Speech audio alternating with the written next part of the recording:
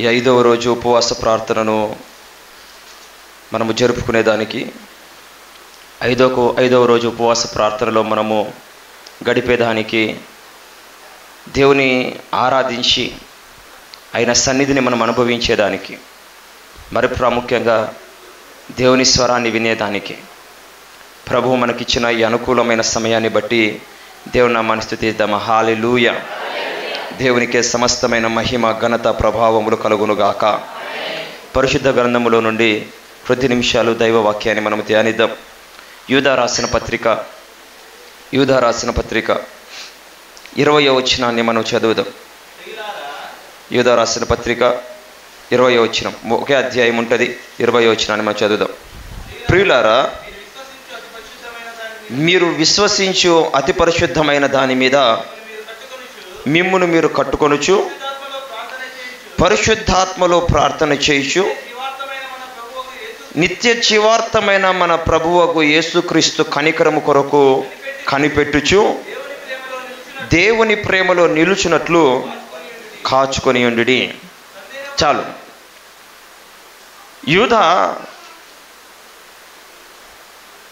అంత్యకాలములో, అపాయకాలములో, ప్రభు యొక్క రాకడ సమీపించుట అత్యంత సమీపంగా ఉన్నటువంటి దినాలలో ఉన్నటువంటి విశ్వాసులకు, భక్తులకు ఉపయోగపడేటువంటి మాటలను ఈ పత్రికలో రాస్తూ ఉంటున్నాడు. నా ప్రేమైనటువంటి వారులారా, దేవుని యొక్క రాకడ అత్యంత సమీపంగా ఉంది. మనము దేవుని యొక్క రాకడకు చాలా చేరువలో ఉన్నాం. ఏ క్షణములోనైనా, ఏ ఘడియలోనైనా ప్రభువైన యేసుక్రీస్తు వారు మధ్యాకాశంలోనికి రావచ్చు. దేవుని యొక్క రాకడ కొరకు భూమి సిద్ధపడుతూ ఉంది, సర్వ సృష్టి సిద్ధపడుతూ ఉంది అని చెప్పేదానికి ఎంత మాత్రమూ సందేహం లేదు. ప్రవచనాలు నెరవేర్చబడతా ఉన్నాయి. దేవుడు చెప్పేటువంటి సూచక క్రియలు, ఆనవాలు భూమిపైన పుష్కలంగా కనపడతా ఉన్నాయి. ఇవన్నీ ఒకవైపు జరుగుతూ ఉన్నప్పుడు సంఘము నిద్రపోతూ ఉంది. అందుకనే బైబిల్ గ్రంథంలో రాయబడినటువంటి మాట ఏంటంటే, మీరు నిద్రలో ఉన్నవారి వలె, చీకటిలో ఉన్నవారి వలె ఉండొద్దు అన్నాడు. ఒకసారి ఆ మాటలు చూద్దాం రండి. తెస్సలోనికీయులకు రాసినటువంటి పత్రిక, తెస్సలోనికీయులకు రాసినటువంటి మొదటి పత్రిక 5వ అధ్యాయం 2వ వచనం, రాత్రివేళ దొంగ ఎలాగూ వచ్చునో అలాగే ప్రభువు దినము వచ్చునని మీకు బాగుగా తెలియను.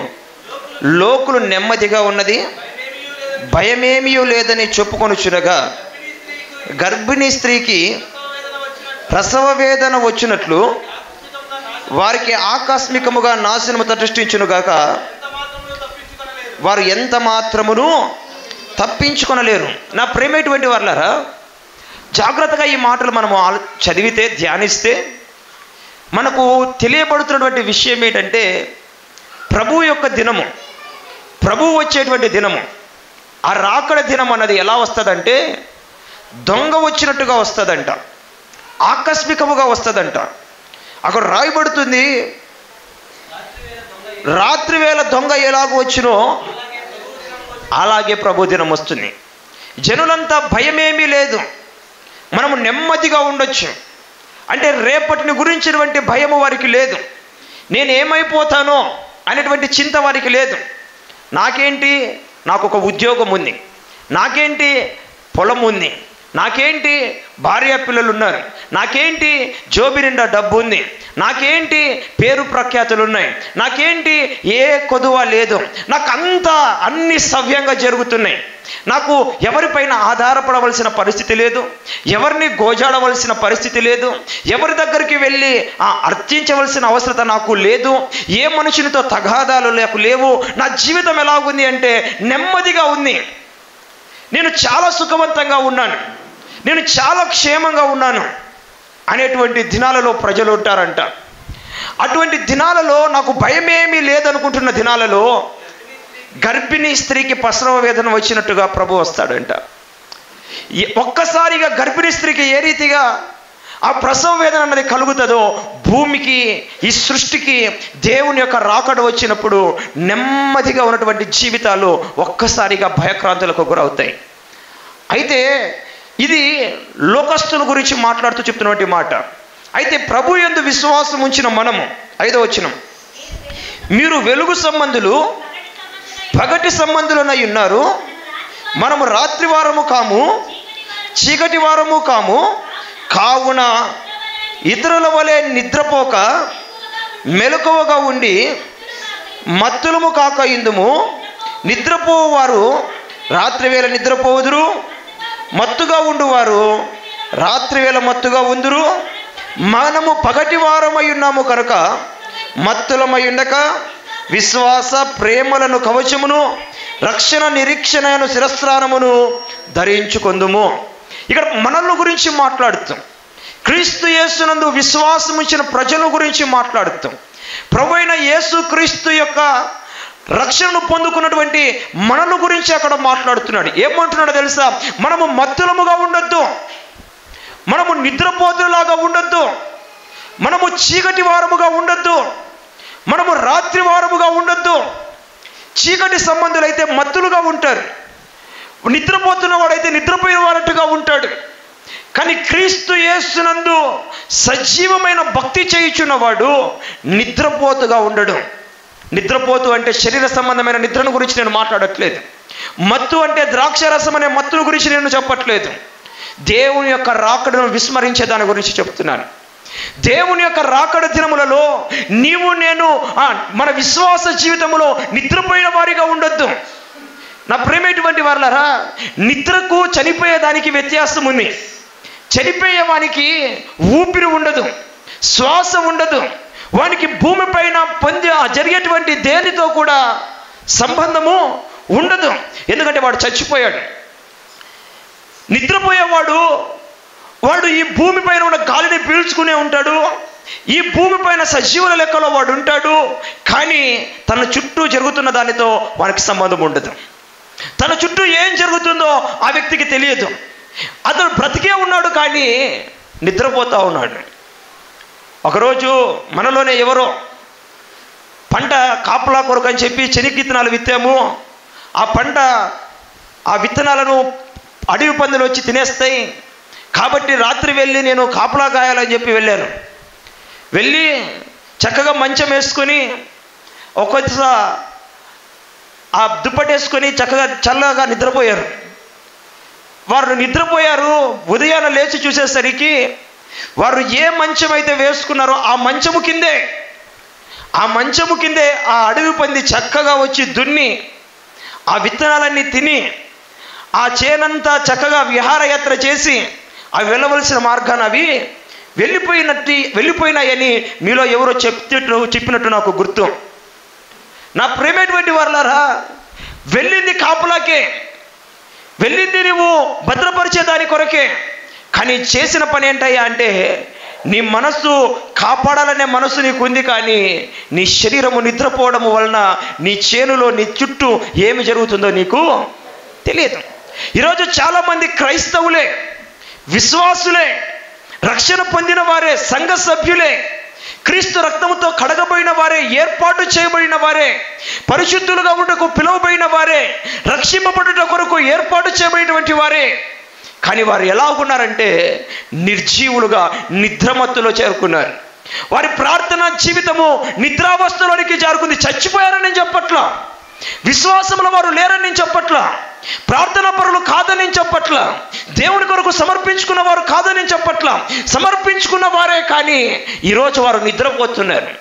వారు ప్రార్థనా పరులే కానీ ఈరోజు వారి ప్రార్థనా జీవితం నిద్రపోతుంది.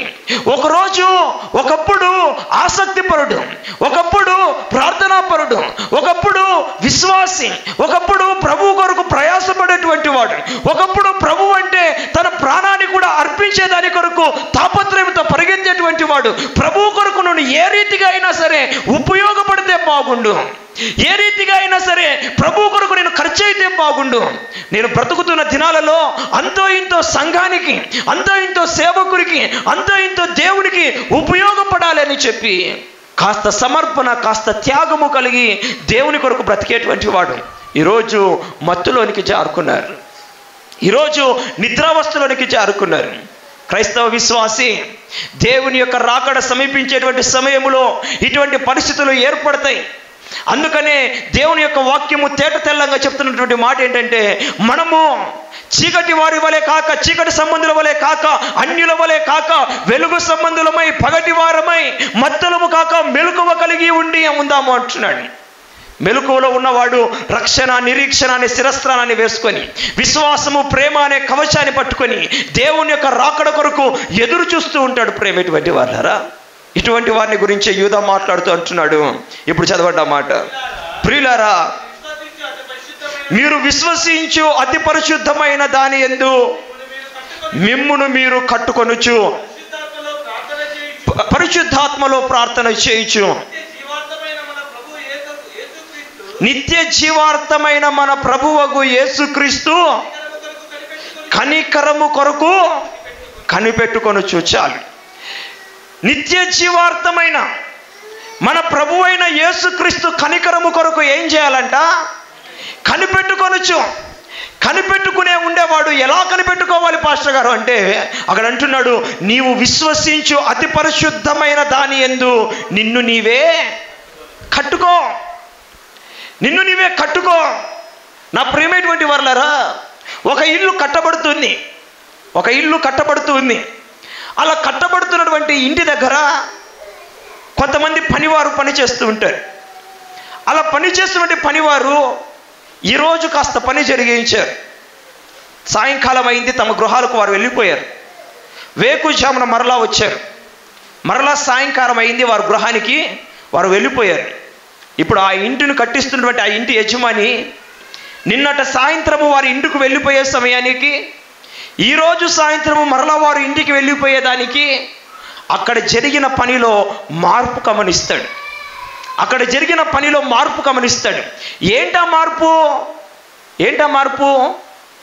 నిన్న 5 వరుసలు గోడ కట్టారనుకోండి, 5 వరుసలు ఇటుకలు పేర్చి గోడ కట్టారు.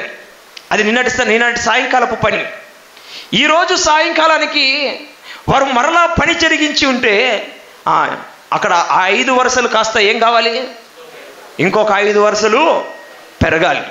కట్టబడము అంటే అర్థం ఏంటంటే ఆగిపోవడము కాదు. కట్టబడము అంటే నిశ్చల స్థితిలో ఉండిపోవడము కాదు. కట్టబడము అంటే ఆ ఎదుగుదల లేనటువంటి జీవితము కాదు. కట్టబడము అంటే there is an growth in everyday life.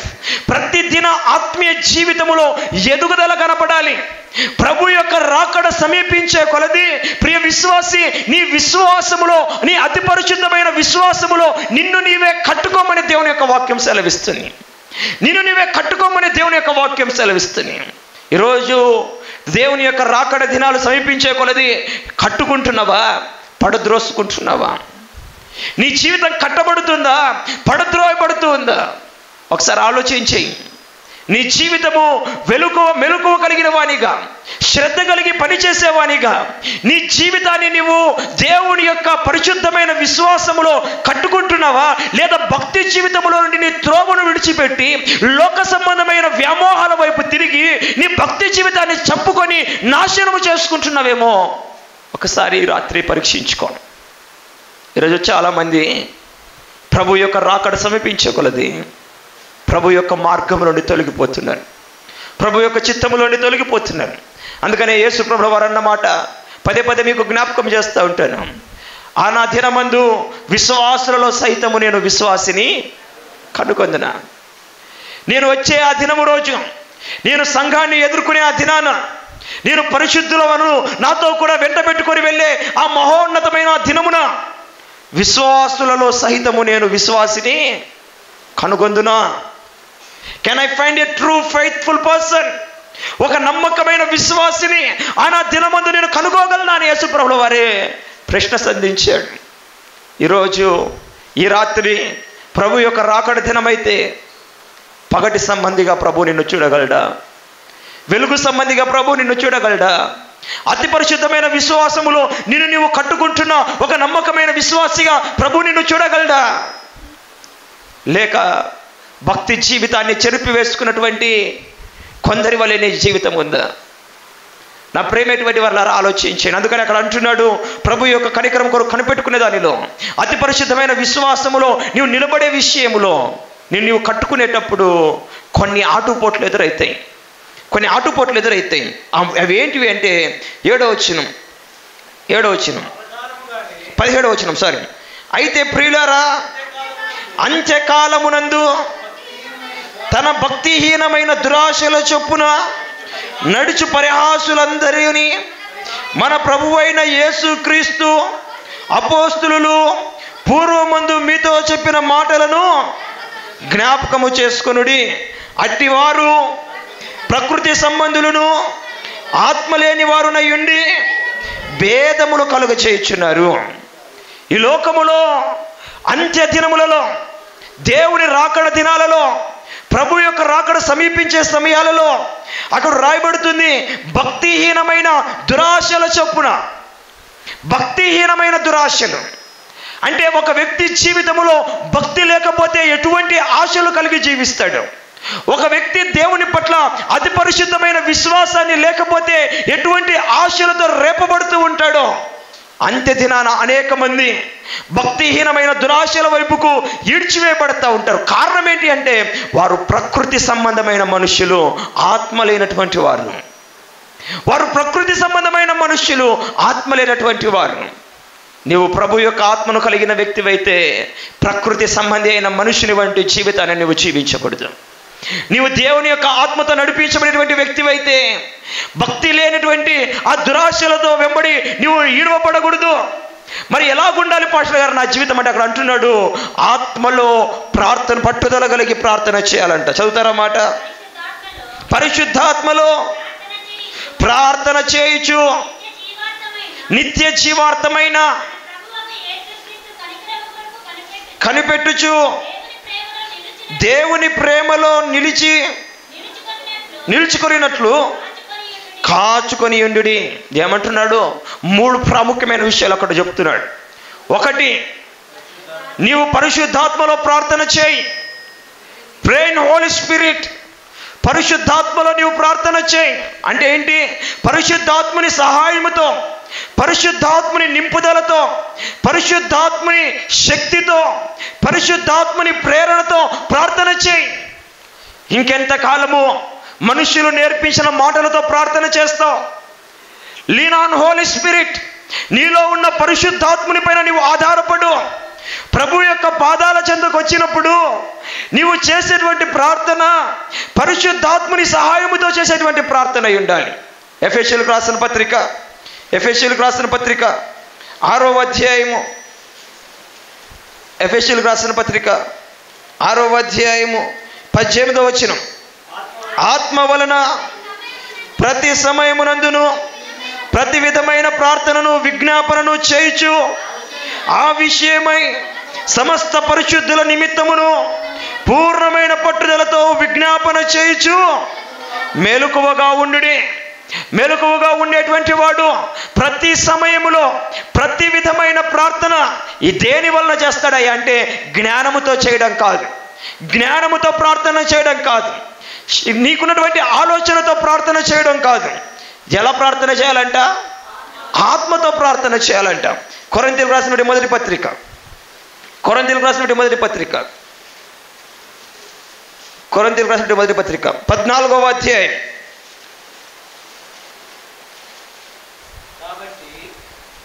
15వ వచనం లేదా 14వ వచనం. నేను భాషతో ప్రార్థన చేసిన యెడల నా ఆత్మ ప్రార్థన చేయును, కానీ నా మనస్సు ఫలవంతముగా ఉండదు. కాబట్టి ఆత్మతో ప్రార్థన చేతును, మనసుతో ప్రార్థన చేతును, ఆత్మతోనూ పాడుదును, మనసుతోనూ పాడుదును. లేని యెడల నీవు ఆత్మతో స్తోత్రము చేసినప్పుడు ఉపదేశము పొందని వాడు నీవు చెప్పు దానిని గ్రహించలేడు. చాలు. అక్కడ ఏమంటున్నాడు పౌలు గారు? ఎటువంటి ప్రార్థన చేస్తాడంట? I will pray with my spirit and will pray with my mind. నా మనసుతో నేను ప్రార్థన చేస్తాను, నా ఆత్మతో నేను ప్రార్థన చేస్తాను. నా మనసుతో నేను పాట పాడతాను, నా ఆత్మతో కూడా నేను ప్రార్థన చేస్తాను, పాడతాను. నా ప్రియమైనటువంటి వాళ్ళారా, ఈనాడు విశ్వాసి అయినటువంటి వాడు ఎక్కడికి ఆగిపోయాడయ్యా అంటే మనసుతో ప్రార్థన చేసే దగ్గరికి ఆగిపోయాడు, తన జ్ఞానముతో ప్రార్థన చేసే దగ్గరికి ఆగిపోయాడు, తన మేధస్సుతో ప్రార్థన చేసే దగ్గరికి ఆగిపోయాడు. అంతకు దాటి పరిశుద్ధాత్మని సహాయము తీసుకొని పరిశుద్ధాత్మతో ప్రార్థన చేసి తన జీవితాన్ని కట్టుకునే స్థితిలోనికి రాలేదు. తన జీవితం అక్కడికి ఆగిపోయింది, తన జీవితం అక్కడికి ఆగిపోయింది. అందుకనే పౌలు భక్తుడు అంటున్నాడు, యోధ అంటున్నాడు, మీరు అతి పరిశుద్ధమైన లేదా విశ్వసించి అతి పరిశుద్ధమైన దారి ఎందుకు కట్టుకొనొచ్చు, పరిశుద్ధాత్మలో ప్రార్థన చేయొచ్చు అంటున్నాడు. పరిశుద్ధాత్మలో ప్రార్థన చేయాలి. టు గ్రో ఇన్ స్పిరిట్, నీ ఆత్మలో నువ్వు ఎదుగునట్టుగా, నువ్వు పగటి సంబంధిగా ఉండునట్టుగా, నువ్వు చీకటివి మత్తునివి కాకుండానట్టుగా పరిశుద్ధాత్మలో ప్రార్థన చేసినప్పుడు నీ జ్ఞానమునకు మించిన ప్రార్థన నీ ద్వారా ప్రభు జరిగిస్తాడు. నీ ఆలోచనకు మించిన ప్రార్థన ప్రభు నీ ద్వారా జరిగిస్తాడు. నీకు తెలియని సంగతుల నిమిత్తమై పరిశుద్ధాత్ముడు ఆలోచన పుట్టించి ప్రార్థన జరిగిస్తాడు. ఈరోజు నీ ప్రార్థన జీవితం ఎక్కడికి ఆగిపోయింది? నీ ప్రార్థన జీవితం ఎక్కడికి ఆగిపోయింది? ఎప్పుడైనా పరిశుద్ధాత్మలో ప్రార్థన చేసే దాని కొరకు సమయము తీసుకొని సమయం వెచ్చించి పరిశుద్ధాత్మని సహాయంతో ప్రార్థన చేసావా? మన బలహీనతల యందు ఉచ్చరింప శక్యము కాని మూలుగులతో యుక్తిగా ప్రార్థన చేయట కొరకు మనలో పరిశుద్ధాత్ముడు మనకు సహాయం చేసి అబ్బా తండ్రి అని మొరపెడుతున్నాడని రోమీయులకు రాసిన పత్రికలో రాయబడింది. మనము తెలియని దాని కొరకు ప్రార్థన చేయాలంటే అది మన జ్ఞానానికి శక్తికి మించింది.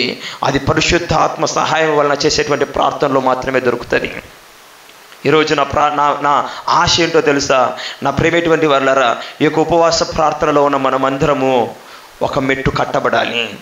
ప్రార్థనలో నుండి ఆత్మ సంబంధమైన ప్రార్థనలు చేసేటువంటి వారిగా మనం ఎదగాలి.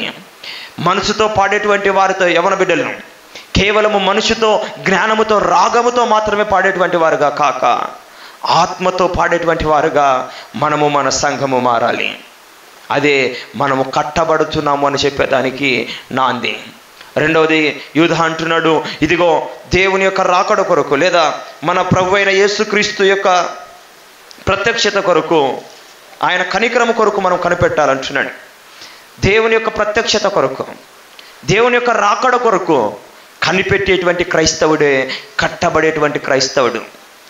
కనిపెట్టేటువంటి క్రైస్తవుడే కట్టబడేటువంటి క్రైస్తవుడు. నా ప్రేమటువంటి వారలారా, దేవుని యొక్క రాకడ కొరకు నువ్వు కనిపెట్టేటువంటి వానిగా ఉండాలి. దేవుని యొక్క రాకడ కొరకు నువ్వు ఎదురు చూసేవానిగా ఉండాలి. ఈ రోజున ప్రభు వస్తాడా? ఈ రాత్రికి ప్రభు వస్తాడా?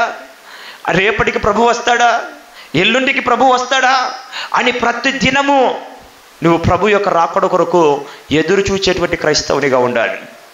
అలా ఏ క్రైస్తవుడైతే ప్రతి దినము దేవుని యొక్క రాకడ కొరకు ఎదురు చూచి కనిపెడతా ఉంటాడో ఆ క్రైస్తవుడే దేవుని కొరకు తన జీవితాన్ని కట్టుకొని సిద్ధపరుచుకున్నటువంటి క్రైస్తవునిగా ఉంటాడు. నా ప్రేమటువంటి వారలారా, బుద్ధిగల కన్యకలు, బుద్ధి లేని కన్యకలు మనకు బాగా తెలిసినటువంటి ఉపమానం. బుద్ధిగల కన్యకలు, బుద్ధి లేని కన్యకలు వారు వివాహంలో పాల్గొనే దాని కొరకే వెళ్ళారు. పెళ్లి కుమారుని ఆహ్వానించేదాని కొరకే వారు వెళ్ళారు. కానీ అక్కడ ఆ 5 మంది బుద్ధి లేని కన్యకలను ఎందుకు రాయబడిందంటే వారు సిద్ధులలో నూనె నింపుకొని వెళ్ళారు. మిగతా 5 మంది సిద్ధులలో నూనె నింపుకోవడం మాత్రమే కాక అదనపుగా వారు నూనె నింపుకొని వెళ్ళారు. అది సిద్ధపాటు. వారు ఎప్పుడైతే సిద్ధపడి వెళ్ళారో వారు పెళ్లి కుమారుని యొక్క రాకడ ఆలస్యమైంది. వారందరూ కూడా నిద్రపోయినట్టుగా మనం చూస్తూ ఉన్నాం. నిద్రపోయినప్పుడు నిద్రతో పాటు వారిలో ఉన్న ప్రార్థన ధూపం అనేది కూడా కరిగిపోయింది. వారిలో ఉన్న నూనె తరిగిపోయింది. పెళ్లి కుమారుడు వచ్చే సమయానికి వారి దగ్గర నూనె లేదు. పెళ్లి కుమారుడు వచ్చాడు, లేయండి ఆహ్వానం పలుకుదామనే కేక వినబడే సమయానికి వీరి దగ్గర నూనె లేదు. వీరి దగ్గర నూనె లేకపోయేసరికి వీరు అప్పుడు అంగడిలోనికి వెళ్ళి నూనె తెచ్చుకునే దానికి వెళ్ళారు. కానీ ఈ బుద్ధిగల కన్యకల దగ్గర ఏముందో తెలుసా? ముందుగానే సిద్ధపడ్డారు, ముందుగానే కనిపెట్టారు. ఒకవేళ ఆయన ఆలస్యమైతే రాకడ కొరకు ముందుగానే నూనెను సిద్ధపరుచుకున్నారు. అందుకనే పెళ్లి కుమారుడు వచ్చినప్పుడు పెళ్లి కుమారుడితో పాటు ఆ బుద్ధి కలిగిన కన్యకలు లోపలికి వెళ్ళిపోయారు. ఈ బుద్ధి లేని కన్యకలు ఆ నూనెను నింపుకొని వచ్చే సమయానికి ద్వారంలో మూయబడ్డాయి. అంటున్నారు, అయ్యా మేము లోపలికి రావాలి, తలుపు తెరవంటే మీరెవరో నేను ఎన్నడూ మిమ్మును ఎరుగను. ఐ డోంట్ నో, మీరు నాకెప్పుడూ తెలియదు, నేను ఎప్పుడు మిమ్మల్ని చూడలేదు, నేను ఎప్పుడు మిమ్మల్ని కలుసుకోలేదు. లేదయ్యా, మాకు ఆహ్వానం ఉంది, ఈ వివాహంలో ఎదుర్కొనే దాని కొరకే మేము ఇక్కడికి వచ్చాం, మేము పిలిస్తేనే ఇక్కడికి వచ్చామంటే నేను మిమ్మల్ని ఎప్పుడు చూడలేదు, మీరు నాకు ఎప్పుడు తెలియదు. కారణం ఏంటి అంటే వారి దగ్గర ఏమి లేదు, సిద్ధపాటు లేదు, కనిపెట్టలేకపోయారు. ప్రభు యొక్క రాకడ కొరకు కనిపెట్టేవాడు ముందు జాగ్రత్తగా ఉండాలి. ఒకవేళ ఈ రాత్రి వస్తాడా, రేపు వస్తాడా, ఎల్లుండి వస్తాడా, అవతల ఎల్లుండి వస్తాడా, ప్రతి వేకువ లేచిన వెంటనే నువ్వు చేయవలసిన ప్రార్థన ఏంటంటే, ప్రభా ఈ దినము నీకు రాకడైతే నన్ను ఎత్తుకో. రాత్రి పనుకునేటప్పుడు, ప్రభా ఈ రాత్రి ఒకవేళ నువ్వు వస్తే నన్ను ఎత్తుకో. ప్రభా రేపటి దినము నువ్వు వస్తే నన్ను ఎత్తుకో. నీ ప్రార్థనలో ప్రభా నీ రాకడ కొరకు నన్ను సిద్ధపరచు. అందుకనే నేను ఎప్పుడు ప్రార్థన చేసిన సంఘము కొరకు, కుటుంబాల కొరకు, విశ్వాసుల కొరకు, వ్యక్తిగతంగా నేను ఎప్పుడు ప్రార్థన చేసినా నా ప్రార్థనలో ఏ మాట ఉంటుంది తెలుసా? అయ్యా నీ రాకడ కొరకు వీరిని సిద్ధపరచు, అయ్యా నీ రాకడ కొరకు మా సంఘాన్ని సిద్ధపరచు, నీ రాకడ కొరకు మమ్మల్ని సిద్ధపరచు. ఎందుకంటే సిద్ధపాటు లేకపోతే నువ్వు చేసిన ప్రార్థన అంతా వ్యర్థమే, నువ్వు చేసినటువంటి ఆ యాగిరంతా వ్యర్థమే. ఆ బుద్ధిగా లేని కన్యకలు వారు ఎంతో ఆడంబరంతో సిద్ధులను మోసుకొని ఎంతో దూరం ప్రయాణం చేసి ఆ పెళ్లి కుమారుని ఆ ఆహ్వానం మేరకు అక్కడికి వచ్చారు. కానీ సిద్ధులలో నూనె లేనప్పుడు, ఆ సిద్ధపాటు వారి దగ్గర లేనప్పుడు వారు చేసి వచ్చిన ప్రయాణం, వారు చేసిన అంతవరకు ఎంతో కొంత మేలుకుంటారు కదా. వారు వచ్చి ఒకవేళ మధ్యరాత్రిలో వచ్చాడు అనుకోండి, 12కో 1 గంటకో వచ్చాడు అనుకోండి, కనీసం 10-11 వరకైనా వారు మేలుకుంటారు కదా. ఇక ఎంతకీ రాకపోయేసరికి వారు ఏం చేశారు, కాస్త నిద్రలోనికి జారుకున్నారు. వారు మేలుకున్న నిద్ర వ్యర్థం, వారు చేసి వచ్చిన ప్రయాస వ్యర్థం, వారు చేసినదంతా వ్యర్థం. కారణం ఏంటంటే వివాహంలో వారికి పాలు పంపులు లేవు. ఈరోజు నువ్వు సిద్ధపడకపోతే, ప్రభు రాకడ కొరకు నువ్వు కనిపెట్టకపోతే నీకు దేవుని యొక్క రాకలో పాలు పంపులు ఉండవు. మూడవదిగా అక్కడ రాయబడుతున్నాడు, ప్రేమలో నిలిచి ఉండుటకు మనము కాచుకుందాము. దేవుని యొక్క రాకడ దినమందు నీవు సిద్ధపడవలసిన విధానం ఏంటో తెలుసా? With full of love. నీలో కోపం ఉంచుకోకూడదు, కక్షలు ఉంచుకోకూడదు, క్రోధములు ఉంచుకోకూడదు. ప్రేమతో నింపబడాలి, ప్రేమతో నింపబడాలి. ఇదే కొరింథీయులకు రాసిన పత్రికలో 13వ అధ్యాయం చివరి మాటలు ఒకసారి చదవండి. కొరింథీయులకు రాసిన మొదటి పత్రిక 13వ అధ్యాయం చివరి వచనం. కాగా విశ్వాసము, నిరీక్షణ, ప్రేమ ఈ మూడును నిలుచును, వీటిలో శ్రేష్టమైనది ప్రేమయే. 14వ అధ్యాయం ప్రారంభం. ప్రేమ కలిగి ఉండుటకు ప్రయాసపడుడి. ఏమంటున్నాడు? విశ్వాసము, ప్రేమ, విశ్వాసము, నిరీక్షణ, ప్రేమ ఈ మూడు నిలుస్తాయి, కానీ వీటిలో శ్రేష్టమైనది ప్రేమ. నా ప్రేమ ఎటువంటి వారులారా, నీ జీవితంలో ఏదైనా శ్రేష్టమైనది ఉంది అంటే అది ఆత్మవరాలు కాదు. నీ జీవితంలో ఏదైనా శ్రేష్టమైనది ఉందంటే అది ఇహలోక సంబంధమైన సంపద కాదు. నీ జీవితంలో ఏదైనా శ్రేష్టమైనది ఉందంటే అది ఆ కొండలను పెకిలించి వేయగలిగిన విశ్వాసము కానే కాదు. నీ జీవితంలో ఏదైనా అత్యంత శ్రేష్టమైనది ఉంది అంటే అది ప్రేమ. ప్రేమ. అందుకనే లవ్ నెవర్ ఫెయిల్స్. ప్రేమ ఎప్పుడు ఓడిపోదు. నీవు దేవుని ప్రేమను కలిగి ఉన్నప్పుడు, ఇదిగో నీవు కక్షతో ఒక మనిషిని గెలవగలవో లేదో నాకు తెలియదు, క్రోధముతో ఒక వ్యక్తిని గెలవగలవో లేదో నాకు తెలియదు, భయపెట్టి ఒక వ్యక్తిని నువ్వు మార్చగలవో లేదో నాకు తెలియదు. But one thing is sure, with love you can change your enemies. ప్రేమతో నీ శత్రువుని నువ్వు మార్చొచ్చు, ప్రేమతో నీ భార్యను నువ్వు మార్చవచ్చు, ప్రేమతో నీ భర్తను నువ్వు మార్చవచ్చు, ప్రేమతో నీ సంఘాన్ని నువ్వు మార్చవచ్చు, ప్రేమతో ఈ లోకాన్ని నువ్వు మార్చవచ్చు. దట్స్ వై యేసు ప్రభువు వారి దగ్గర ఉన్న ఆయుధం ఏంటో తెలిసిన ప్రేమ. He shown love in the cross of Calvary. సిలువలో యేసు ప్రభువు వారు మనకు వెల్లడి చేసింది తన ప్రేమ, మనకు రక్షణనిచ్చింది తన ప్రేమ ద్వారా, మనల్ని విమోచించింది ప్రేమ ద్వారా, నరకమును తప్పించింది ప్రేమ ద్వారా, ఈ లోకంలో ఉన్న సాతాను బంధకాలు తెంచివేసింది క్రీస్తు యేసు ప్రేమ ద్వారా. ఆ ప్రేమను నీవు కలిగి ఉంటే, ఆ ప్రేమను నీవు కలిగి ఉండి సిద్ధపడితే అది నీ జీవితంలో ఎటువంటి పరిస్థితినైనా మారుస్తుంది, ఎటువంటి పరిస్థితినైనా మారుస్తుంది. ఒకరోజు ఇది యథార్థంగా జరిగినటువంటి సంఘటన. ఒకరోజు ఒక కాలనీలోకి దొంగలు ప్రవేశించాడు. ఆ కాలనీలో ఆ దొంగలు కాస్త మాట్లాడుకున్న మాట ఏంటంటే, రే ఈ రాత్రి అయిపోయేసరికి ఈ కాలనీలో కనీసం ఉన్న గృహాలలో అర్థం గృహాలైనా సరే మనము చోరీ చేయాలి అని చెప్పేసి చాలా పట్టుదలతో వారు చోరీలు చేస్తున్నారు. అది చాలా రిచ్లీ ఉన్నటువంటి కాలనీ, చాలా బాగా ధనవంతులు సంపన్నున్నటువంటి కాలనీ. సో ఒక గృహంలోనికి వెళ్ళారు. ఆ గృహంలో వారు డబ్బును కావాల్సిన అన్ని తీసుకున్నారు. దగ్గరలోనే ఒక చిన్న వ్యాన్ ఒకటి పెట్టుకుని ఆ వ్యాన్లో దాన్ని పొద్దుపరిచారు. వస్తూ ఆ ఇంటిలో ఉన్నటువంటి వారిని చంపేసి బయటకు వచ్చారు. మరొక గృహానికి వెళ్ళారు.